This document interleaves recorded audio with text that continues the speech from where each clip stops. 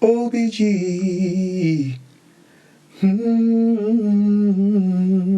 Thanks for the advice. Hello, Rand. Good to see you. Thanks for sharing the post, Rand, as usual. I'm really happy to see when that happens, believe it or not. I mean, because once again, as you know, I think if you guys, I don't, have to keep repeating it. But the thing is, when, it's not my show. It's, I'm making it, but it's not about me. It's about us coming together and sharing our ideas and sharing, our thoughts and feelings and so on. So, when a share happens, it's not like, I'm being shared, I've got 10 likes. It's like, wicked, the show's got shared and the show has likes, which means it gets seen by more people come in or let go of it. So he just swore. He said something about millennials, I've lost a few friends like that. One of my better friends actually called me and said, you say a lot of negative stuff about millennials quite a bit, and I don't think it's fair. And she explained to me why. And I took it on board, and I also stressed to her that I do say good stuff about millennials, but I think as part of our, who we are as human beings, someone can say 10 nice things to you and one bad thing, or about themselves, or about something, and we remember the bad one. Because to the rest of the, we're looking for controversy. This is why the news works. We look for bad news, basically. So I can slip it in on a comment, and I do often. I say, look, where would we be without the millennials? They're our future. As much as I want to complain and say my stuff, it's their game now. I was in the same position at one time. We took over the old school. I was vocal. Older people, what are you talking about? You see one day, son. I'm like, yeah, all right, mate. But I listened to them as well. I must admit, I listened to them more than not. But I realised they were long in the tooth and they get old in their ways. And that happens. That's going to happen to me as well. So the new school are going to come along, and it's their playing field. They're going to make the changes, whether I like it or not. So I don't dislike what they're doing. But I will add, in defence of what I say about them being lazy, it's because I knew we were. And you have to learn that from someone who came before you, to say, listen, kids, it's a trap. All the stuff that you think's great right now, it's all made for you. It will shape you, it will decide your future. It's going to decide who you are. You're a punk, you're a goth, you're a hippie, you're a dread. You like Labour, you like Conservative. You're Generation Z, you're millennials. And you keep on getting all these divides. And by the time you reach, if you don't switch off all those negative signals, by the time you reach a particular age, you're like, right, this is what I am. And that was all my own choice. And it's like, no, it wasn't. You were brainwashed. I escaped a lot of the brainwashing, I like to think. And I admit a lot of it got in. I'm not one of those people who go, it doesn't work on me. I'm not part of that. I'm part of that too. I've spent a hell of a long time in my life trying to find where those bits are and get rid of them. I should be homophobic, sexist, don't like whitey. Just lots of things they threw at me, but I decided I'm not going to do that. I'm going to take the rough road. I'm going to take the less traveled road. I don't care about an easy life, and it doesn't look like it's any harder than the people who have followed the party line, because what happens is you kind of make this mind up about who you are and how the world is, and then tomorrow they move the goalposts or tell you something different. And we're all going like, and then you have this dilemma, this in yourself, a personal conflict, and then you're traumatized and you don't know who you are. It's because you're being something for someone else. And there's something inside of all of us which knows or claims to know who we are, the self. And we, at some point, that tries to surface. And then it's saying to you, you're a smart person. I'm not that clever. Or you think to yourself, I'm really clever. And it's like, well, you're not that smart, actually. All the things that you think about you are good, like, general knowledge means fuck all. Excuse my language. Sorry, I'm going to try not to swear on the new show. But when you look at general knowledge, I saw someone doing a video the other day, and they're walking around and they're asking people in the street questions, and then saying, God, these people are not that bright. They didn't know who Abraham Lincoln was, and they didn't know the third president of the United States, and they didn't know the capital of, Moscow and so on. And I'm like, I don't care, and no one cares. What benefits do you get in life by knowing these things? And we were raised to know that general knowledge, and it's not truly general knowledge. It's part of shaping us. It's part of telling us who we are and what we are. And then we, in the kitchen at parties, did you know that the average lifespan of the, larger winged albatross, which can go up to, 9 feet, is 6 years and 2 months. And it doesn't change anything. All it does is says, look at me. Da, da, da, da, da, da, and, sing and dance, and the stuff. You're fully paid up citizen. And once again, there's no harm in doing that if you want to, but I think understand at least why you know those things. And after they became a point of interest growing up, like teaching ourselves how to learn and memorize things, for example. There's the benefits. But after a while, you think to yourself, the world is such a... I don't think people know the size of the planet, or supposedly the size of the planet anyway. And they won't take on board there's so much to learn. Your mind, your body, your senses, your sight, your hearing, your smell, your touch, your sense, it tries to block so much out every day. When I say block it out, it takes it in. But what it does, you elect a path that you're going to take. Like, you can't take it all in. I'm going to notice this, I'm going to notice that, I'm going to take this on board. And at the end of the day, when you stop, after going up and down and around and, meandering, you're like, whoa, that was a day today, your mind says, and you go to sleep. Maybe that's what dreams are, you process it and so on. But look at all the things that you missed. And I'm not saying that you missed them in the sense of, I mean, that you, what's the word I'm looking for? Evaded, not avoided necessarily.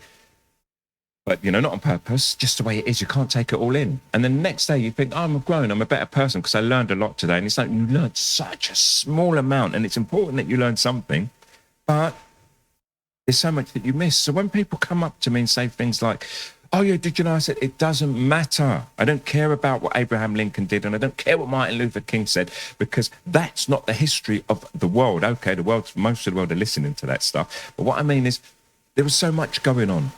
Oh, do you know what happened in 1066? Battle of Hastings. Do you know what happened in 1666? Great Battle of London. Do you know what happened in 1974? Oh, equal rights for black people and gay people to be allowed into clubs in the UK. The law was passed, and all these kind of key events, they shape who we are. And it's like, yeah, but there was other stuff going on. Do you know what I mean? So I say to people sometimes, try and find a different book. Well, the government come and get you. I think they're spying on me now. I think that's clever. It's silly, but I love it. And, we have to try and maybe understand that what we know is so little. So to keep fighting for what's the truth about the history of the world, what's happened in the past, and to keep on fighting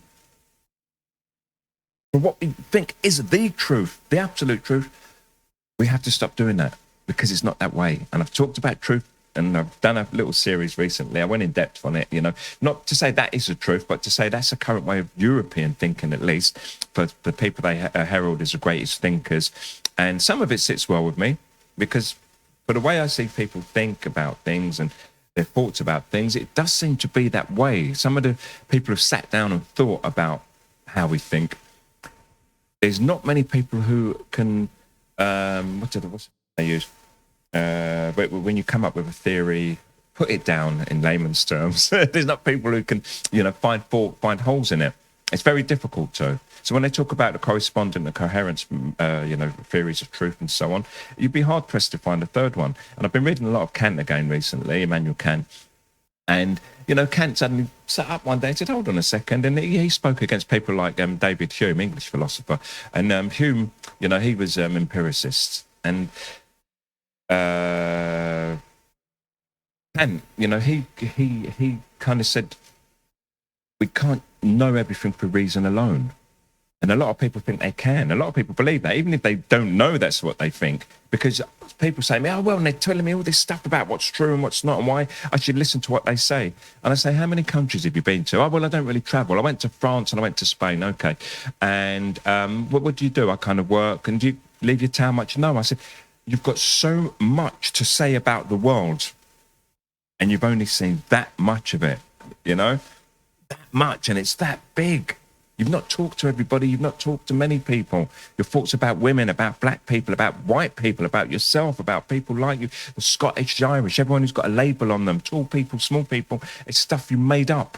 You heard a little bit about each and then you formulate a theory and it makes some kind of logical sense to you. That's your reasoning. And you believe that's the way the world is. And you need some experience. You need to go out and talk to other people. Even if just 2 people and you made your mind up, I'd be happy. If you said, well, I talked to, like 10 people, which is what I do. I walk around, I talk to children, I talk to adults, I accost everybody and I want to hear what their story is, And if it supports what I said, I'm like, yeah, I'm right, even though I could be wrong. And if it doesn't, I'm like, but why? You know what I mean? And I asked them and then I'm like, shit, I'm not right about that. And I think it's a good way to live. Like people, one of the odd things I notice people do is they're all experts on isms, but they don't apply the same logic to anything else. And this is how it works. You know a history teacher. Yeah, and he told you something about history. Do you know everything about history? No. No geographer. Do you know everything about geography? No. And when you talk about racism, they go, well, I've got a black friend. So you know a black person, then you know everything about race, but you didn't know everything about geography and history. Do you know what I mean? And when people do that, it just makes me mad. That's not my mad filler. I'm going to play my mad filler. Let me go back to the other view. What number is that?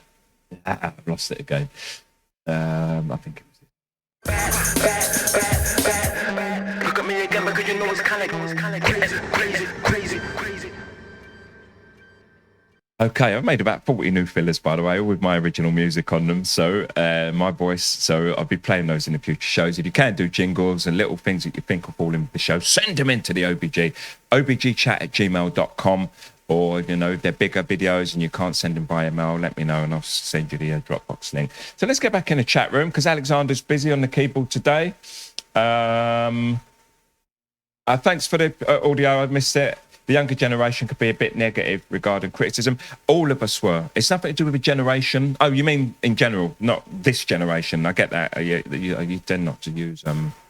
you tend to not pinpoint everything as a whole.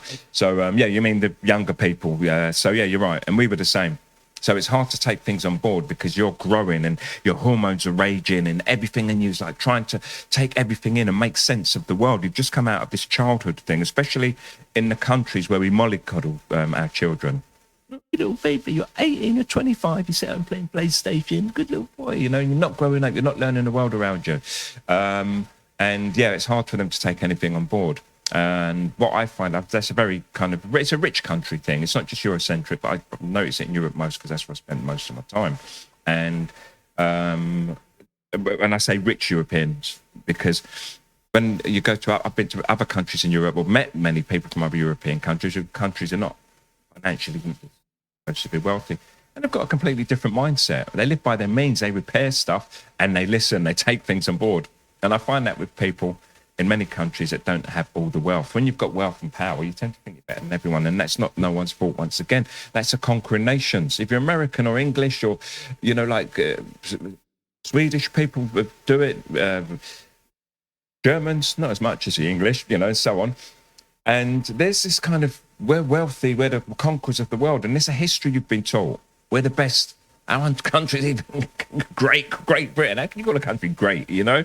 Fantastic island, amazing, you know, like America and so on. And the residents of those countries grow with that mindset. And because it's been instilled so much from singing hymns at school and national anthems and pledging allegiances to the flag, it's really hard to step out of that. It's really hard to re-educate yourself. And when someone tries to tell you different, boom. And that's a term that everyone's bandying about, but, you know, cognitive dissonance, it's really hard to replace those old ideas with new ideas. It creates a conflict mentally. And whatever we hear first, typically, regardless of what it is, it's hard for us to readjust to the new. And that takes some learning. That's something I have taken the trouble to learn to do. If anyone's interested, let me know. I'll explain some stuff with you, maybe on another show. It's not long, but just I want to pick up some of the key terms again. But in short, you know, it's about going into environments, whether it's physical, whether it's, what is it? I'm always thinking ahead, whether it's physical or mental, and absorbing a lot of that stuff. And it hurts, and it hurts, and it hurts. And then eventually you become used to it. I used to go to Stormfront a lot, you know, the racist skinhead website, and read the stuff on there. And I was thinking, okay, going on, braving up. Oh my God, how can they, you know, and I'd get angry inside and I'd read it more and more. And in the end, it just became rubbish to me. And some of it isn't rubbish, I have to admit. I think that guy's very intelligent in a sense, apart from his view on melanated skin. He's put forward an argument that he thinks is the reason why, you know, black and white people shouldn't mix and all this stuff. It's nonsense, but I hear what he's saying. And then I read the other stuff that's more hateful, and in the end, I see it from someone else, and I'm like, I've seen that a million times before. It's like being a nurse and seeing car crash victims brought into the hospital. You don't, when you see the 100th one, go, oh my God, you know, there's a body. But on the first one, no matter how much training you had, you see a damaged body come in, and it must be different levels of shock, surprise. Eventually, it's just a body, and you're going to bandage it up. And when someone says something racist, hard racist, it's another set of words. Just bandage it up, and hope they heal. Fixed mindset never helped anyone, mate. Absolutely, Alex. Alex, by the way, let me know your answer here, because Alex is coming on the show on Sunday for an interview. Now, Alex, yesterday or this morning, I think it was, you sounded surprised when we was talking, me, you, and Lewis, about coming on, like you'd almost forgot. 'Cause you said got something else. I said, don't forget you're coming on the show as well. And I know you're not 100% at the moment. So is that something that's still going to happen? And try and keep it in mind. Make a note somewhere. I don't know how your memory works. And if it looks like you can't, let me know in advance, because today I plan to put all the propaganda up. And if advertising propaganda to me, you know, just inform people that it's happening. And as I said, don't feel any pressure. Even if it's on the last minute you've got to cancel, just let me know, you know, and so on. I had 2 cancellations on go with 4 people meant to come in, and one of them was a few minutes before the other person didn't even show up. So, yeah, one of my mates is black, you know what I mean? So you know everything about racism. And I have to explain to people, I don't even know everything about racism just because I'm black. Do you know what I mean? It's a thing you have to study and learn. And I've done maybe more learning than white people, not all white people, but because I've been in that situation. But no one has to. You're not ignorant for not knowing that stuff. And I feel better when someone says, I know fuck all about racism. Do you know what I mean? I've been happily walking along, just being me. Why should I learn about that stuff? It's like me, I don't learn about disabled people, you know? So they must think I'm a right tosser when I'm talking to them. I'm calling people spazzers. Sorry, that was just a poor joke. Punish myself for that. But, you know, there's a lot for me to learn there. When I see stuff, I have a kind of interest and so on. But there's lots I don't know, and I don't expect people to know about race. Everyone feels embarrassed. Oh yeah, and then they have to make a claim to being an expert somewhere along the line. OBG.